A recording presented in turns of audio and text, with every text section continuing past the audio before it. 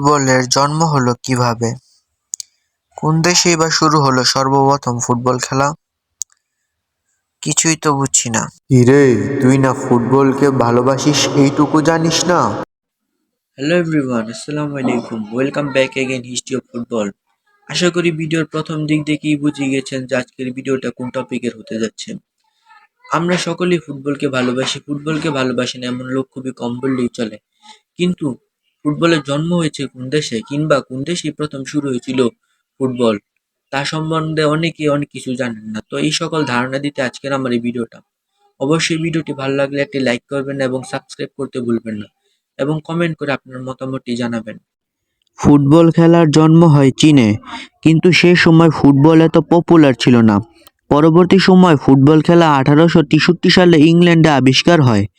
আধুনিক ফুটবলের উদ্ভব বা জনক ইংল্যান্ড, যদিও চীন, গ্রিস, রোম ইত্যাদি দেশে ফুটবল খেলার অস্তিত্ব প্রায় 2000 বছর আগ পর্যন্ত পাওয়া যায়।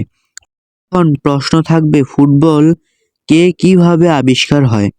সময় যখন 6 নভেম্বর 1869 রাটগার্স এবং প্রিস্টন প্রথম কলেজে ফুটবল খেলা হিসেবে বিল করা হয়েছিল।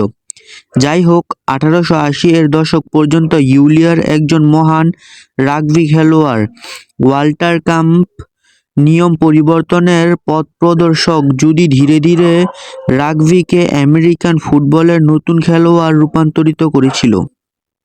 ফুটবল খেলার প্রথম আবিষ্কার করেন কে? আধুনিক বল পাসিং কৌশল, খেলোয়াড়দের বল পাস করা এবং গোলরক্ষকের পাশ কাটিয়ে গোল করার চেষ্টা ফুটবল খেলার প্রথম উল্লেখ 1633 সালে স্ট্রিট লন্ডনের এভারইয়ার্ডিন একজন কবি ও শিক্ষক ডেভিড ওয়ারবার্ন লিখেছিলেন। কিন্তু ধারণা মতে অনেক ঘোরাঘুরি করে দেখা যায় যে চীন হচ্ছে ফুটবলের জন্মদাতা।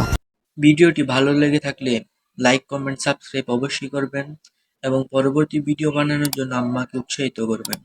খোদা হাফেজ। আসসালামু আলাইকুম।